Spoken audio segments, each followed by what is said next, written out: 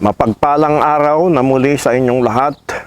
Welcome po sa ating online video. Ngayon pong umaga ay maganda ang panahon dito sa Mindoro, bagamat sa nakaraang mga araw ng linggong ito ay lagi pong umuulan. Kumusta po kayo? Sana po kayo ay nasa mabuting kalagayan.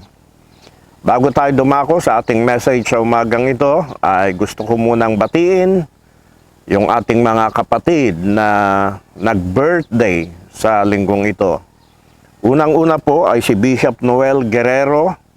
Siya po ay nag-birthday noong May 18. Yun po ang kanyang 60th birthday. Si Bishop Noel Guerrero, silang mag-asawa po ay naging estudyante ko noon sa Bible School sa Quezon City. At napakalayo na po ng narating niya sa kanyang paglilingkod sa Panginoon. Sila pong mag-asawa ay merong malaki at maunlad na gawain doon po sa Novaliches, Quezon City. Bishop Noel, welcome to the club. Happy 60th birthday. Happy birthday also to Kathleen Lacdao. Siya po ay isang young people ng UMLC Poblacion 3, Victoria Oriental, Mindoro. Ganon din po kay Cynthia Calonge. Siya rin po ay isang elder ng UMLC Ordevilla, Victoria Oriental, Mindoro. Happy birthday also to Michelle Grace Obispo. Siya po ay anak ng aking kapatid na pastora, si Pastora Deborah Ornedo, dyan po sa UMLC, Fort Magsaysay, Palayan City. Happy birthday, Michelle. Binabati ko rin po yung ating mga leaders sa ating church sa Marikina sa pangunguna ni Pastora Mercy De Vera. Salamat sa inyong patuloy na paglilingkod sa Panginoon at matagumpay na paghawak sa gawain ng Panginoon diyan sa Marikina. At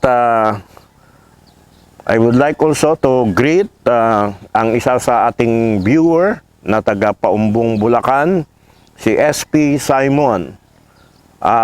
Sana kayo po ay nasa mabuting kalagayan. Last but not the least, gusto ko pong magpasalamat kay Luz Makadangdang dyan po sa Canada. Salamat po. Alam na po ninyo yung ibig ko pong sabihin at ako po ay nagpapaabot ng pasasalamat sa inyo. Praise God. Ang topic po natin sa umagang ito ay how to face the future without fear. Paano po natin harapin ang future na walang pagkatakot. At ang atin pong scriptures ay ang Psalms 23 verse 1 to 6. The Lord is my shepherd. I have everything I need. He makes me lie down in green pastures.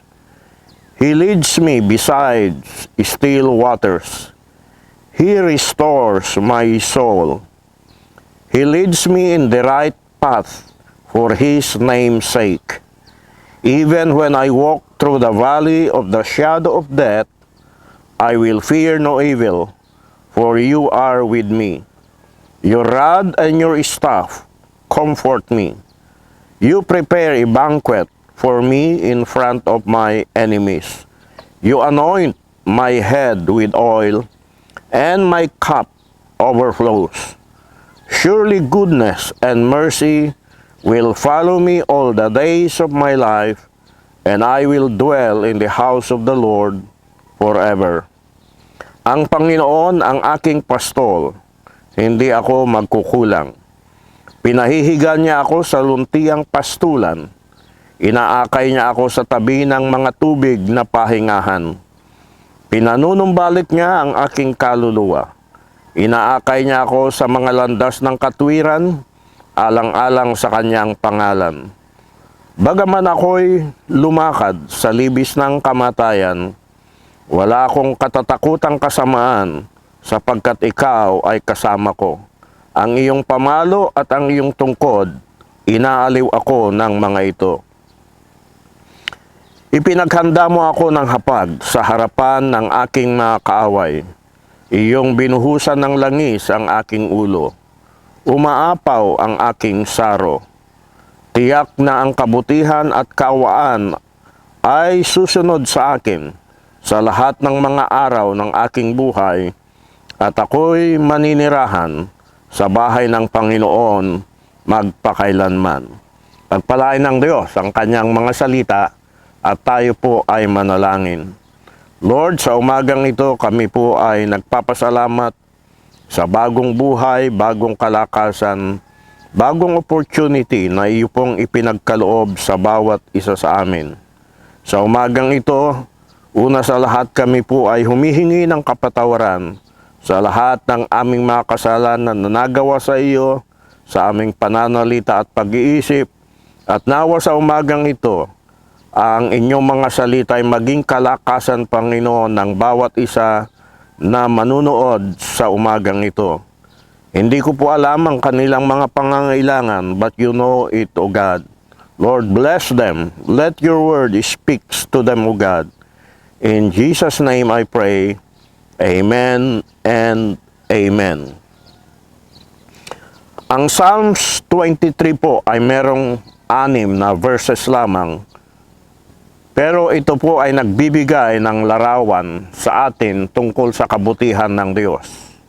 Psalms 23 has only 6 verses, but it gives us a picture about the goodness of God. This psalm is all about the goodness of God. Ito pong awit na ito ay patungkol lahat sa kabutihan ng Diyos. Ito po ang pangako ng Diyos sa atin. It's all about what God does for us. Ito pong lahat ay tungkol sa ginawa ng Diyos sa atin. Ang chapter na ito ng Psalms 23, it begins with the Lord and ends with the Lord. Sa unang talata, sa unang bahagi ng talata, verse 1, sabi po, the Lord is my shepherd. At sa huling talata, sa pangalawang bahagi ng huling talata, ang verse 6, ang sabi niya, and I will dwell in the house of the Lord forever. So anytime you start worrying about the future, if you have difficulties with the future, you are anxious about the future, you get fearful about the future, kinakailangan po na basahin po ninyo ang last verse ng Psalms 23. Surely goodness and mercy will follow me all the days of my life, and I will dwell in the house of the Lord. Yan po ay heaven, yan po ay future, forever. So if you are a believer, kung kayo po ay mananampalataya, tinanggap na ninyo si Jesus Christ bilang inyong Panginoon at tagapagligtas, you will never fear the future because of the 3 things na makikita po natin sa huling verse ng Psalms 23. Unang-una po na makikita natin, God's goodness surrounds you. Ang kabutihang ng Diyos ang pumapaligid sa iyo. Basahin natin muli ang verse 6. Surely goodness and mercy shall follow me all the days of my life. As I said a while ago, if you are a believer, God in His goodness is always paying attention to you. Kung ikaw po ay believer, mananampalataya, ang Diyos sa kanyang kabutihan ay lagi kanyang binibigyan ng pansin. Ang magandang halimbawa po nito ay yung mga lifeguards sa mga resorts o mga beach na pinupuntahan po natin. Meron pong guard house doon na mataas at nakaupo po yung lifeguard doon buong maghapon. Ano po yung ginagawa niya? Binibigyan niya ng atensyon ang bawat isa na nandoon na lumalangoy, mga bata man, matanda man o sino pa man sila. At lagi niya silang tinitignan sapagkat kung merong madidisgrasya, kaagad-agad na mapapansin niya. Buong maghapon habang merong tao po doon sa beach or sa resort, ay ganun po yung ginagawa ng lifeguard.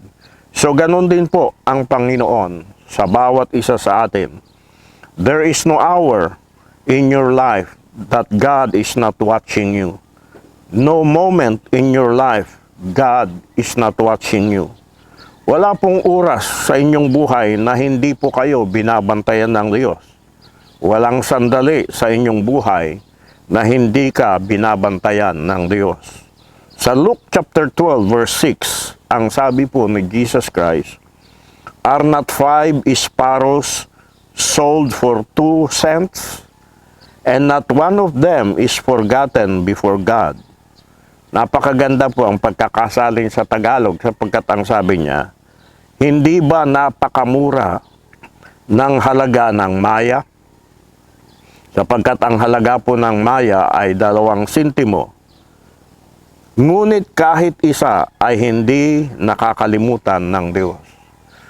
Ibig sabihin kung yung maya po na napakamura, binabantayan ng Diyos. Hindi nakakalimutan ng Diyos.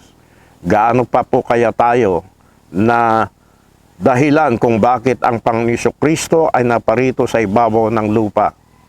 Ibinigay niya ang kanyang buhay doon sa krus upang tayo ay magkaroon ng buhay na walang hanggan. Kaya nga ang sabi ni Jesus Christ sa atin sa Matthew chapter 6 verse 26, "Look at the birds of the air. They neither sow nor reap nor gather into barns, and yet your heavenly Father feeds them. Masdan ninyo ang mga ibon sa impapawid. Hindi sila nagtatanim o nag-aani o nag-iipon ng pagkain sa bodega, ngunit pinakakain sila ng inyong amang nasa langit." Meaning, God knows every details of your life. Bawat detalye po ng buhay mo ay alam ng Panginoon. He knows your ups and downs. Ibig sabihin po nun, yung mga good and bad experiences sa iyong buhay. Yung mga disadvantages and advantages sa iyong buhay. Alam lahat po yun ng Panginoon. Psalms 145 verse 20, "The Lord guards all those who love Him." Binabantayan ng Panginoon ang lahat ng umiibig sa Kanya. Kanya nga po, ang papag-aralan po natin dito, His goodness protects you. Kaya wala po tayong dapat na ikatakot sa future, because of the goodness of God. Paano po tayo pinoprotektahan ng Panginoon? Unang-una, sa mga aksidente na hindi natin naranasan. Alam po ninyo, marami pong beses sana na naaksidente ako sa aking pagdadrive, ngunit iningatan ako ng Panginoon. So, merong panahon na napakabilis ng takbo ko at ako'y lumihis ng daan. At meron pong isang tao doon na merong itinutulak na kariton. Akala ko po, nabangga ko. Yung mga sakay ko po ay sumigaw na. At yun po ang isang karanasan ko na aksidente na kung saan ako iniwas ng Panginoon. Sa mga problema sa buhay na akala natin hindi na natin mapagtagumpayan. Ngunit dahil sa kabutihan ng Panginoon na pagtagumpayan po natin at yung mga problema na yon na dumating sa ating buhay ay naging batong-tungtungan natin upang sa ganon ay lalo po tayong lumakas ating kaugnayan sa ating Panginoon. Ganon din po sa mga decisions, whether good or bad decisions na ginawa natin sa ating buhay. Mga kapatid, prenotektahan din tayo ng Panginoon. Marami po akong karanasan tungkol dyan. Ngunit salamat sa Diyos sapagkat ipinakita po niya ang kanyang kabutihan. And God protects us through His angels. Yun po ang isa sa gawain ng mga anghel ng Panginoon. Ang kanyang mga anghel ang siyang lifeguard ho natin, tagapagbantay po natin. Sa Psalms 91 verse 11, ang sabi po, God ordained His angels to protect you wherever you go. Itinalaga ng Diyos ang kanyang mga anghel upang ingatan ka saan ka man pumunta. Well, hindi po natin nakikita yung mga angels sapagkat wala po silang katawan na katulad natin. They are spirits being. Subalit, namamalayan man natin o hindi, nandyan sila sa paligid natin. Sila po ang tinalaga ng Diyos na magbantay sa atin na mga anak niya. Kaya sabi ni David, surely goodness and mercy shall follow me all the days of my life. Pansinin po natin yung salitang all. Sabi niya, surely goodness and mercy shall follow me all the days of my life. Meaning, not only in good days, but even in bad days. Yung pong mga days of disappointment, mga kapatid, yun po ang ibig sabihin. So God will ensure that good will come out of everything that happened to you as children of God, even the bad stuff. Sisiguraduhin po ng Diyos na mabuti ang lalabas sa lahat ng mangyayari sa iyo na kanyang anak, kahit sa mga bagay-bagay na masama. Alam po ninyo, we cannot control what happened to our lives. Sometimes good, sometimes bad. But we can be sure that if the Lord is our shepherd, God will always bring good out of bad. Ang Diyos ay maglalabas ng mabuti mula sa masama. Dahil ang Diyos specializes on that. Yun po talaga ang specialization ng Panginoon. Yan po ang ibig sabihin ng Romans 8:28. We know that all that happens to us. Mapapansin po natin muli yung salitang all that happened to us is working for good if we love God and are fitting into His plan. Pansinin po natin yung salitang if we love God. Meaning, if we are living in God's plan, this promise is for us. Ano ho? Kung hindi po tayo nabubuhay sa plano ng Panginoon, at least siya po yung ating ginagawa, this verse is not for us. Pero kung tayo po na mga anak ng Diyos ay nabubuhay sa kanyang kalooban, ito pong verse na ito ay applicable sa atin. Ang isang masasabi ko lamang po, if you are going into bad times, you will not see the goodness of God. Kung ikaw ay kasalukuyang dumadaan sa masasamang panahon, hindi mo pa nakikita doon ang kabutihan ng Diyos. Totoo po yun. Makikita mo na lamang ang kabutihan ng Diyos pag humupa na ho yung unos. Alam po niyo, meron po akong karanasan na ganyan. Hindi ko na po sasabihin ang bawat detalye. Pero nung kasama ko po ang Hope for Kids, isang yung one time na sila po ay pumunta dito, kasama ko rin po yung aking anak na si Charity at saka si Renzi. Nung kami po ay nasa barko na at naglalayag na, lumapit po sa akin yung president ng Hope for Kids at ipinakita po niya yung letter ng abogado ng kabila na puro paninira ang sinasabi doon. Alam po ninyo, hindi ako nakaimik. Sabi ko sa sarili ko, kung magsasalita ako dito, baka sabihin ni Tom na pinagtatanggol ko yung aking sarili. Kaya sabi ko na lang, my daughter is here, kausapin mo na lang siya at siya ang magpaliwanag. At nung sila po ay nag-usap, lumabas po ako sa room na yon sapagkat yung room sa barko na yon ay air condition. Pumunta po ako doon sa parang pinakabalkonahe na walang tao. At ako po talaga ay umiyak. Ang sabi ko, sobra na itong ginagawa nila. Gusto talaga nila na ako ay, o kami ay tumira sa kalsada. Sisirain talaga nila yung buhay ko. Kung meron man akong o meron man silang hindi gusto sa akin, pero bakit ganon? Dinadamay pa nila yung gawain ng Panginoon dito. Hindi ko po noon makita yung kabutihan ng Panginoon.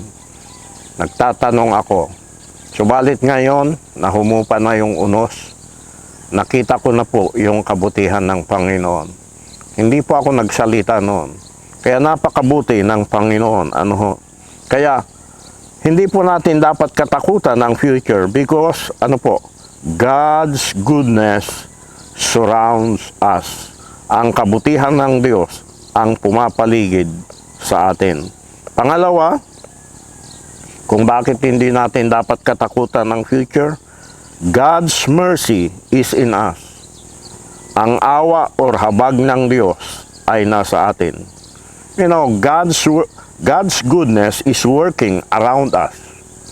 Ang kabutihan ng Diyos ay gumagawa sa paligid natin. But God's mercy is working in us. Ang awa niya ay nasa atin. Kaya nga sabi ni David, surely goodness and mercy shall follow me all the days of my life. Mercy is grace in action. Kaya nga ang sabi sa Isaiah chapter 60 verse 10, I will have mercy on you through my grace. Now, makikita po ninyo sa screen ang pagkakaiba ng grace at saka yung mercy. Ang grace po is when God gives what you don't deserve. Yung ibinigay ng Diyos, yung bagay na hindi ka karapat-dapat na tumanggap noon. Halimbawa po, the air you breathe, yung pong hangin na iyong hinihinga, karapat-dapat ka bang tumanggap niyan? Lalong-lalo na kung ikaw ay nabubuhay ng labag sa kalooban ng Diyos. Yung pagpintig ng iyong puso, karapat-dapat bang pumintig ang puso mo para sa iyo? Mga kapatid, napakaraming mga bagay na iisipin mo na hindi tayo dapat na tumanggap noon. Ngunit tinatanggap po natin dahil po sa kabutihan ng Diyos, dahil po sa kanyang biyaya. Ang ibang salita sa goodness ay yung pong grace ng Panginoon. Grace is God's goodness to us.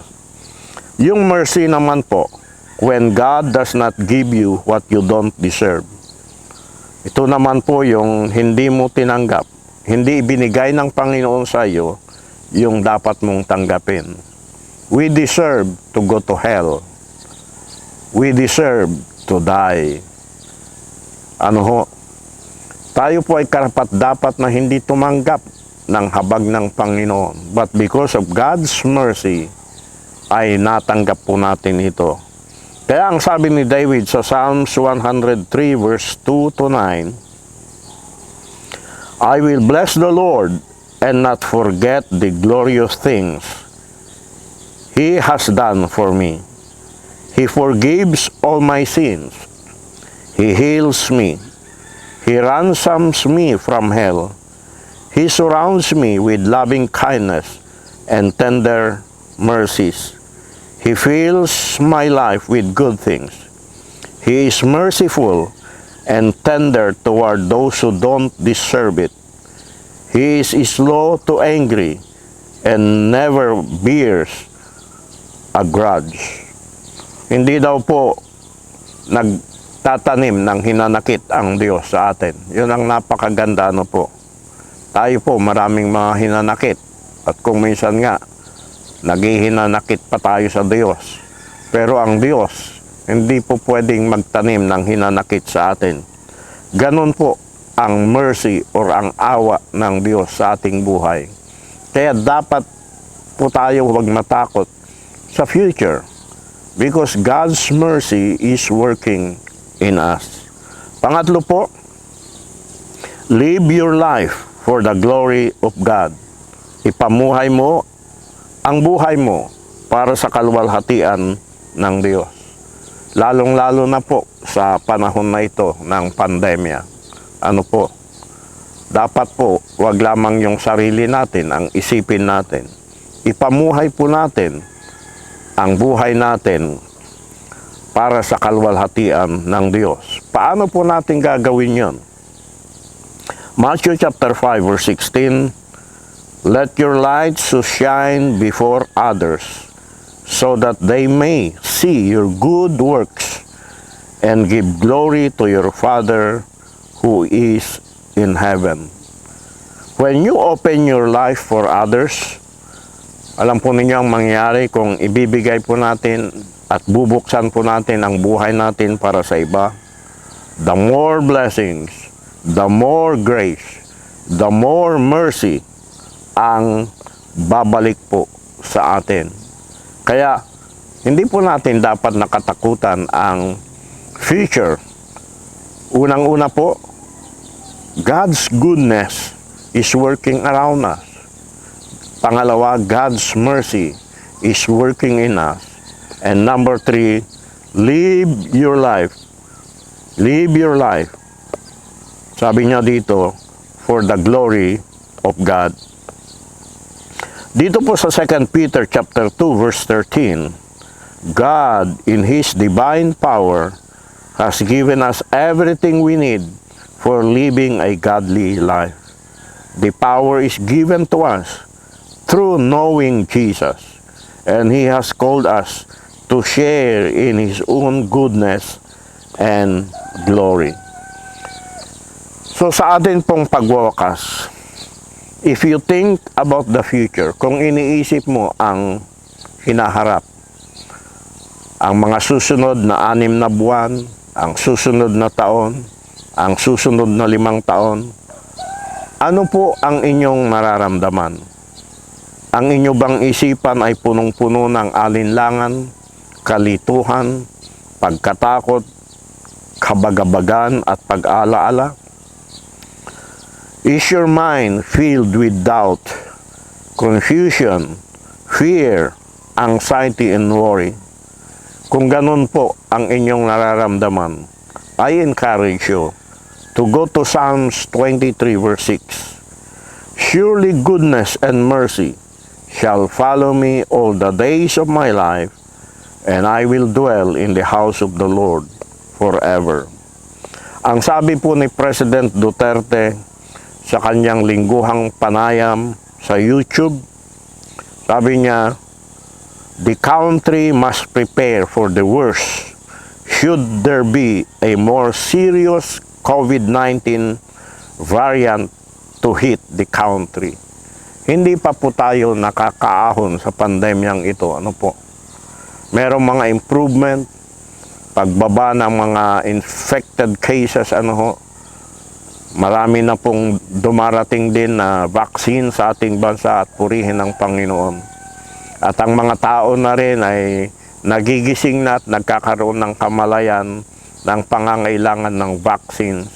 At sana nga po, mapagtagumpayan natin ito. Pero wag ko tayong maging kalmante, sapagkat meron pong mga prediction na ginagawa nila na magkakaroon daw po ng third wave. At sana wag naman po.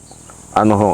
Ngunit ano man po ang mangyari, mga kapatid, hindi po tayo dapat na matakot sa future. Dahil din po sa hostilities na nangyayari ngayon sa pagitan ng Jewish Army at ng Hamas, na kung saan pinabagsak ng mga Israeli ang gusali na kinaroroonan ng dalawang global media organization, ang Al Jazeera at Associated Press. At ganun din po yung outbreak ng COVID-19 sa India, na kung saan libo-libong mga taong namatay at isinasa publiko pa ang pagsunog sa kanila. At ganun din po yung growing tension sa West Philippine Sea. Napanood sana ninyo yung panayam ni President Duterte kay Senator Enrile. Salamat sa Panginoon. Bagamat si Senator Enrile ay napakatanda na, pero yung isip po niya ay matalas pa rin. At ang sabi nga ni President Duterte, the best advice na natanggap niya, sapagkat pagdating sa sa West Philippine Sea, ang problema doon, alam talaga ni Senator Enrile yung kanyang sinasabi. At dahil sa mga nangyayaring ito, merong mga nagtatanong kung ito na ba ang katapusan. At marahil po ang tinutukoy nila ay ang nakasulat sa Matthew chapter 24. Ang sabi po doon, "And you will hear of wars and rumors of wars. See that you are not alarmed, for this must take place, but the end is not yet. For nations will rise against nation, and kingdom against kingdom, and there will be famines and earthquakes in various places. All these are the beginning of birth pains, and because lawlessness will be increased, the love of many will grow cold. But the one who endures to the end will be saved. And this gospel of the kingdom will be proclaimed throughout the whole world as a testimony to all nations, and then the end will come." Alam po ninyo, I am not good.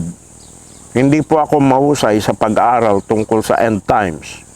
Marami pong mga preachers ang more qualified kaysa akin na magturo tungkol sa paksang ito. Ganun pa man, I have long surrendered to the will of the Almighty God. Talagang sumurrender o sumuko na ako sa kalooban ng Panginoon.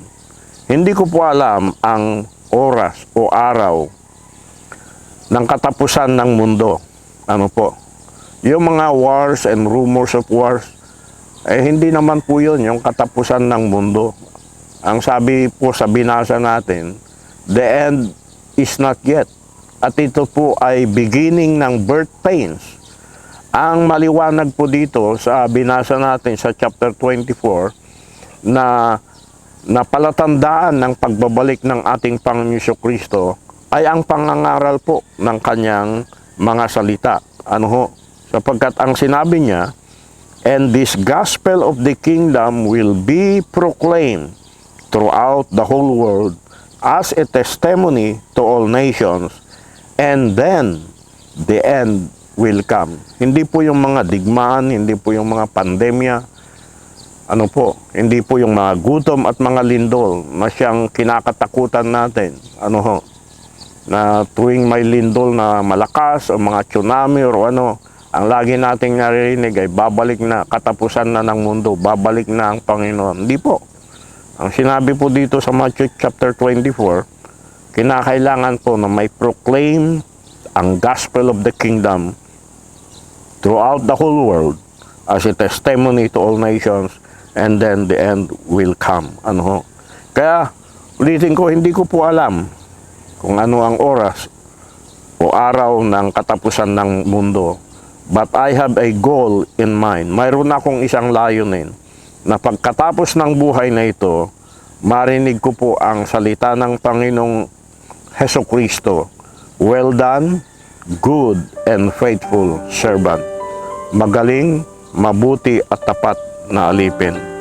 So if you have no relationship with Jesus Christ, kung wala pa po kayong relationship sa Kanya, kung hindi pa po kayo nagsisi ng inyong kasalanan at tinanggap siya bilang Panginoon at tagapagligtas, let me read this Bible verse to you.